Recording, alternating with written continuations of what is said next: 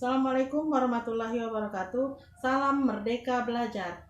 Perkenalkan, nama saya Susi Susanti SPD. Saya mengajar di SMP Negeri 1 Moretelang, Kabupaten Banyuasin, Provinsi Sumatera Selatan. Setelah saya mengikuti pelatihan mandiri Merdeka Belajar, hari ini saya akan melaksanakan aksi nyata pada topik Merdeka Belajar, yaitu penyebaran pemahaman Merdeka Belajar.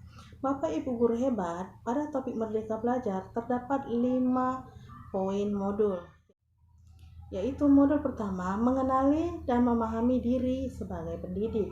Modul yang kedua, mendidik dan mengajar. Modul yang ketiga, mendampingi secara utuh dan menyeluruh. Modul keempat, melatih dan mendidik kecerdasan budi pekerti. Modul yang kelima, pendidikan yang mengantarkan keselamatan dan kebahagiaan. Baiklah Bapak Ibu guru, marilah kita sama-sama menyimak penjelasan berikut ini. Setelah melaksanakan pelatihan pada topik Merdeka Belajar, diharapkan yang pertama, mampu mempunyai pemahaman gagasan dan prinsip pendidikan berdasarkan pemikiran Ki Hajar Dewantara.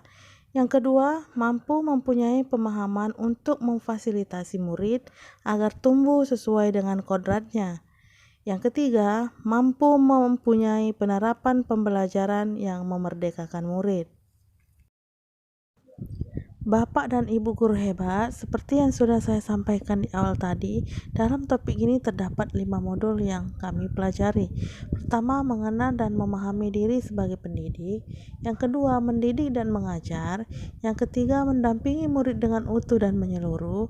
Yang keempat, mendidik dan melatih kecerdasan budi pekerti. Dan yang kelima, pendidikan yang mengantarkan pada keselamatan dan kebahagiaan. Bapak dan Ibu guru hebat, di dalam modul yang pertama, mengenal dan memahami diri sebagai pendidik. Sebagai pendidik, tentunya harus memahami dan menghayati diri sebagai manusia yang merdeka untuk terus belajar. Sebelum memerdekakan murid, tentunya kita sebagai guru harus memerdekakan terlebih dahulu diri sendiri, yaitu dengan cara merefleksi apa yang kita lakukan. Kemudian setelah itu, menyelaraskan peran guru yang relevan dengan konteks murid dan zaman. Dan yang terakhir, bertutur kata lembut, mendengarkan pendapat, memotivasi untuk gemar dan senang belajar. Selanjutnya, mendidik dan mengajar. Lantas bagaimana cara kita mendidik dan mengajar? Dalam kurikulum Merdeka, perlu kita ketahui bahwa sistem pengajaran pada zaman kolonial yang pernah kita pakai saat ini perlu dirubah, yaitu diantaranya yang pertama, meminta murid berdiri di depan kelas saat tidak mengerjakan tugas. Yang kedua, murid duduk menghadap ke depan kelas yang hening. Yang ketiga, melakukan perankingan berdasarkan nilai pengetahuan. Dan yang keempat, menyeragamkan pembuatan tugas. Selanjutnya, modul yang ketiga yaitu mendampingi murid dengan utuh dan menyeluruh. Nah, dalam proses pendampingan terhadap murid, kita sebagai guru seharusnya menyesuaikan dengan kodrat keadaan. Yang mana kodrat keadaan ini terbagi menjadi 2, yaitu kodrat alam dan kodrat zaman. Kodrat alam yaitu sifat dan bentuk lingkungan di mana anak itu berada. Sedangkan kodrat zaman, isi dan irama disesuaikan dengan zaman anak tersebut berkembang. Dalam hal ini, tidak ada individu yang sama dan zaman selalu bergerak dinamis. Selain itu juga, pendampingan murid kita harus menerapkan azas rekor, yaitu kontinu, konvergen, dan konsentris. Selanjutnya, modul keempat, mendidik dan melatih kecerdasan budi pekerti. Dalam pengimplementasian kurikulum Merdeka, guru diharapkan mampu mendidik dan melatih kecerdasan budi pekerti siswa dengan cara yang pertama, melatih keberanian berpendapat atau olah akal. Yang kedua, mengasah perasaan dan perilaku atau olah hati. Kemudian yang ketiga, memunculkan kehendak atau olah karsa. Selanjutnya yaitu modul kelima, pendidikan yang mengantarkan pada keselamatan dan kebahagiaan. Yang pertama, pendidikan hanyalah sebagai tuntunan. Sudah bukan zamannya lagi mendikte siswa, melainkan guru sebagai fasilitator, di mana guru hanya menuntun kodrat alam dan kodrat zaman siswa tersebut. Yang kedua, setiap murid memiliki kodrat atau potensi yang berbeda-beda, disesuaikan dengan kodrat alam dan kodrat zamannya siswa tersebut. Yang ketiga, pendidikan tidak dapat berkehendak atas kodrat potensi murid.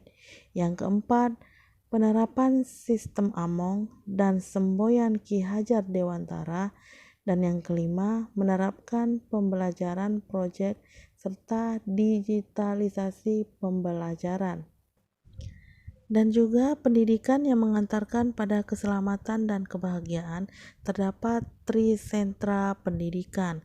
Yang pertama adalah keluarga, yang mana keluarga merupakan pendidikan pertama bagi siswa.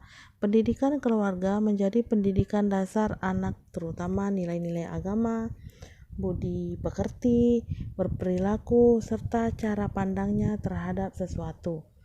Yang kedua adalah sekolah. Sekolah merupakan rumah kedua bagi anak yang menyediakan ilmu pengetahuan, keterampilan, gaya, dan budi pekerti. Dan yang ketiga, lingkungan masyarakat. Lingkungan masyarakat sama halnya dengan keluarga dan sekolah.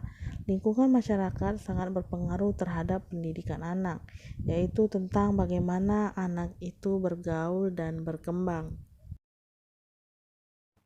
Akhirnya sampai pada penjelasan yang terakhir. Bapak Ibu Guru, mohon supportnya untuk memberikan umpan balik pada aksi nyata saya dengan cara klik link yang ada di deskripsi box dan melanjutkan kalimat yang ada di bawah ini serta menuliskan nama dan nama instansi asal daerah Bapak Ibu agar kita saling mengenal.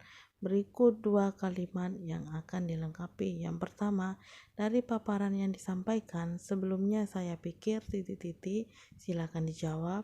Ternyata titik-titik, silakan dijawab.